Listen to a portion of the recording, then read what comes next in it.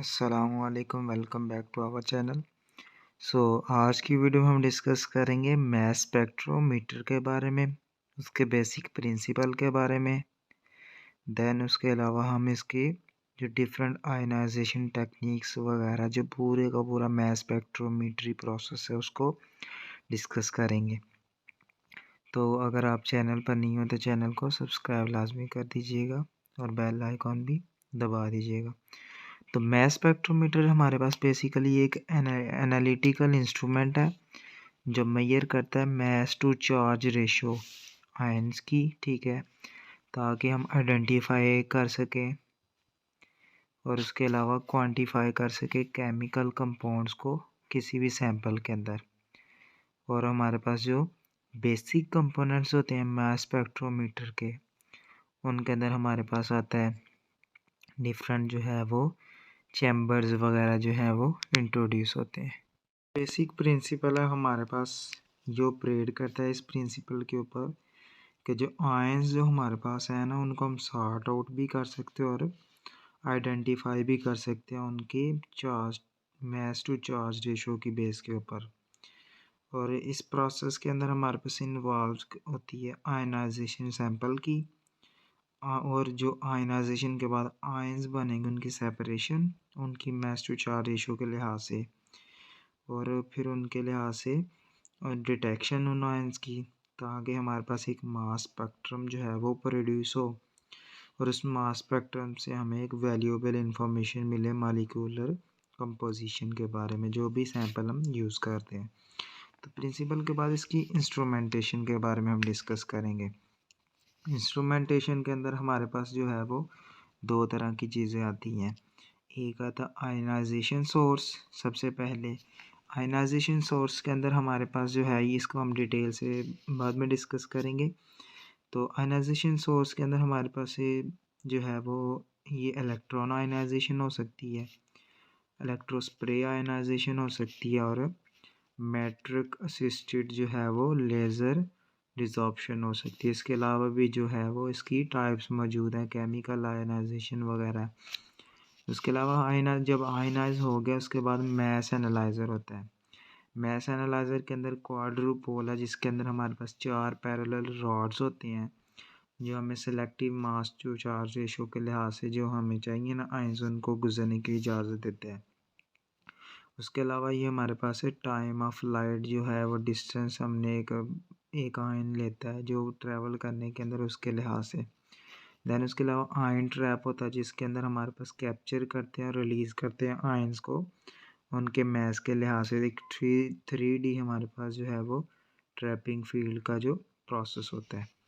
Then जब मास analyser से गुजर गया उसके बाद डिटेक्टर होता है। ये आयंस को क्या करता है, जब आयंस डिटेक्ट होते हैं तो उसको मेजरेबल इलेक्ट्रिकल सिग्नल के अंदर कन्वर्ट करता है।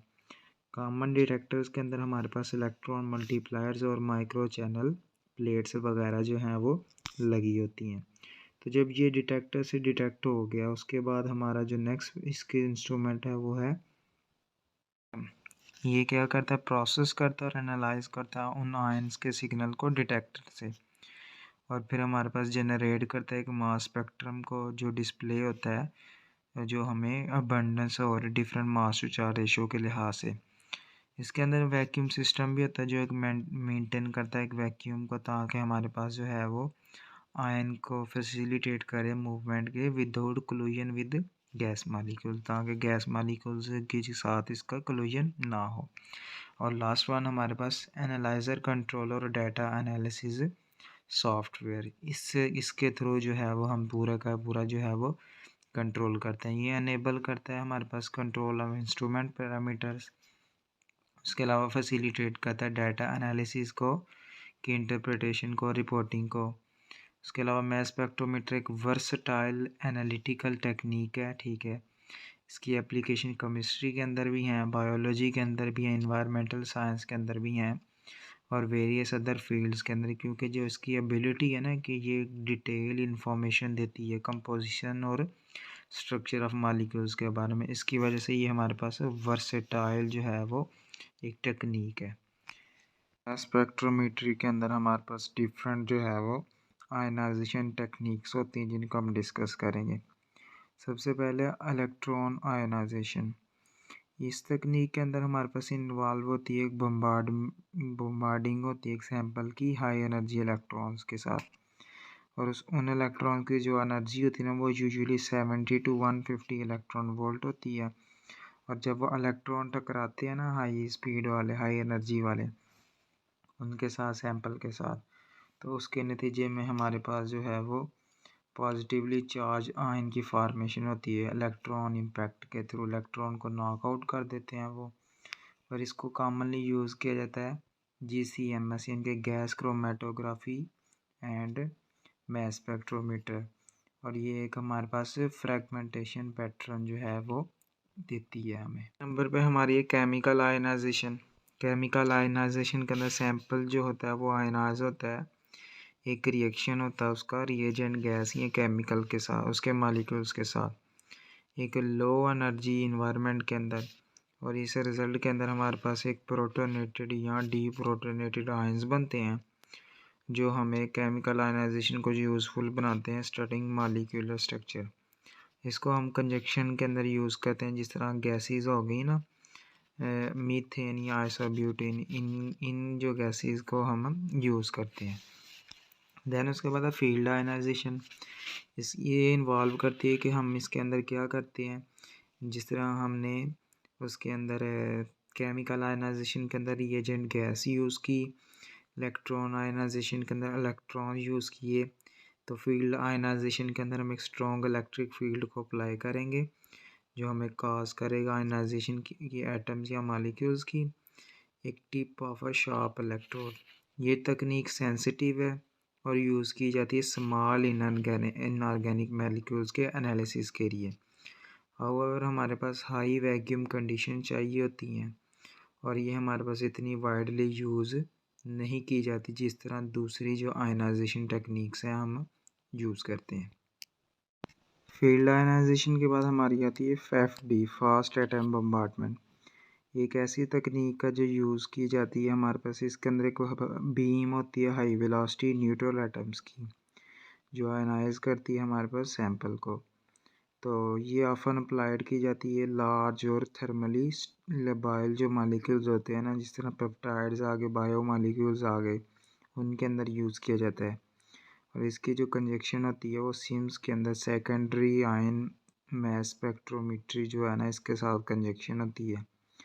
हर आयनाइजेशन तकनीक की अपनी स्ट्रेंथ है और चूज़ की जाती है नेचर ऑफ सैंपल जो हम यूज़ करते हैं और इंफॉर्मेशन जो हमें रिक्वायर होती है उसके थ्रू, यानी कि तो हर आयनाइजेशन टेक्निक्स के अपने अपने यूज़ वगैरह जो हैं वो पाए जाते हैं। तो केमिकल के अंदर रिएजेंट गैस, फील्ड आयनाइजेशन के अंदर हम इलेक्ट्रिक फील्ड, इसके अंदर फास्ट हाई बीम जो होती है, और जो हमारे पास है फर्स्ट जो है उसके अंदर हम क्या यूज़ करते हैं इलेक्ट्रॉन्स जो है वो यूज़ करते हैं। उसके बाद बारी आती है हमारी प्लाज्मा डिसॉर्प्शन की। ये एक ऐसी आयनाइजेशन तकनीक है जो यूज़ की जाती है मैस स्पेक्ट्रोमीटर के अंदर, स्पेसिफिकली जो हमारे पास लार्ज बायोलॉजिकल सैंपल्स होते हैं उनके एनालिसिस के लिए। ये फैब से रिलेटेड होती है और एक सॉफ्ट आयनाइजेशन मेथड कहा जाता है, फास्ट एटम बम्बार्डमेंट से रिलेट होती है।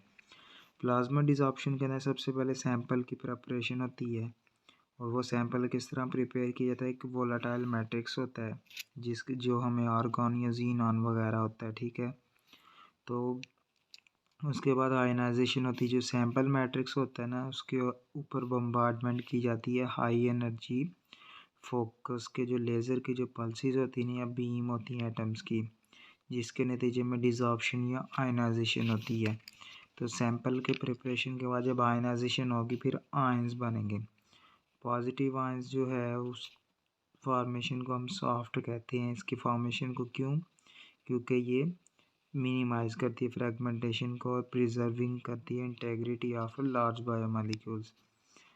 आयंस के बनने के बाद मैस एनालिसिस होगा, इसके अंदर आयंस को एनालाइज किया जाएगा on the basis of their mass to charge ratio. जो हमारे पास PD थी ये ओल्ड तकनीक थी, ठीक है। जो मॉडर्न तकनीक्स हैं हमारे पास, ये प्लाज्मा डिसॉर्प्शन ओल्ड तकनीक थी। जो मॉडर्न जो आयनाइजेशन टेक्निक्स हैं वो ESI है, MALDI है, जो कॉमनली यूज़ किए जाते हैं। अब ESI और TSI क्या है? ESI हमारे पास इलेक्ट्रोस्प्रे आयनाइजेशन है और TSI थर्मोस्प्रे आयनाइजेशन है। इनको सॉफ्ट आयनाइजेशन टेक्निक्स भी कहा जाता है। TSI जो थर्मोस्प्रे आयनाइजेशन है, इसका प्रिंसिपल है कि एक सैंपल को डिज़ोल्व किया जाता है एक वोलेटाइल सॉल्वेंट के अंदर, फिर इनको हीट किया जाता है और वेपराइज किया जाता है मैस स्पेक्ट्रोमीटर के अंदर एंटर होने से पहले। आयनाइजेशन मैकेनिज्म के अंदर वेपराइज जो सैंपल होगा उसको हीटेड गैस के साथ मिक्स करेंगे और आयन और मॉलिक्यूल का रिएक्शन होगा। देन जो मैस स्पेक्ट्रा होगा वो डिस्प्ले करेगा पीक्स को जो कॉरेस्पॉन्ड करते हैं different charge state of analyte के। तो जो ESI है जो हमारे पास इलेक्ट्रोस्प्रे आयनाइजेशन है, इसका प्रिंसिपल है कि एक लिक्विड सैंपल जो है वो स्प्रे किया जाता है एक फाइन कैपिलरी ट्यूब के थ्रू एक हाई वोल्टेज, उसके नतीजे में हमारे पास एरोसोल बनती है और मैकेनिज़्म जो है वो सॉल्वेंट एवेपोरेट हो जाता है और ड्रॉपलेट बनते हैं और उसके बाद डिज़ोल्वेशन होगी, आयनाइजेशन अकर होगी और गैस फेज के अंदर जो है वो आयन कन्वर्ट हो जाएंगे। मैस स्पेक्ट्रा जो होगा इसके अंदर क्या होगा कि आयंस प्रोड्यूस किए जाएंगे मल्टीपल चार्जेस के साथ और एक सीरीज़ ऑफ पीक बनेगी। तो ये नोन है हमारे पास प्रोटोनेटेड और डीप्रोटोनेटेड आयंस, स्पेशली जो बायोमॉलिक्यूल के एनालिसिस के अंदर। तो कंपैरिजन इनका ये है कि दोनों टेक्निक्स जो ESI और TSI ये सॉफ्ट आयनाइजेशन कंसीडर की जाती हैं, प्रिजर्व करती हैं structural integrity of large biomolecule. ESI more widely use की जाती है, ठीक है, क्यों? क्योंकि इसकी एफिशिएंसी, सेंसिटिविटी और वर्सेटिलिटी है, स्पेशली जो हमारे पास बायोमॉलिक्यूल्स के एनालिसिस के अंदर। मैस स्पेक्ट्रा जो दोनों टेक्निक्स होता है वो मल्टीपल चार्ज स्टेट शो करता है और इन दोनों के दरमियान जो चॉइस है वो डिपेंड करती है कि रिक्वायरमेंट्स कौन कौन सी है और एनालिसिस की और सैंपल की नेचर कौन सी है। तो हमारा जो बेसिक जो टॉपिक था हमारा मैस स्पेक्ट्रोमीटर का वो यहाँ तक ही था। उम्मीद है आपको समझ आ गई होगी। अपना बहुत सारा ख्याल रखिएगा। अल्लाह हाफिज़।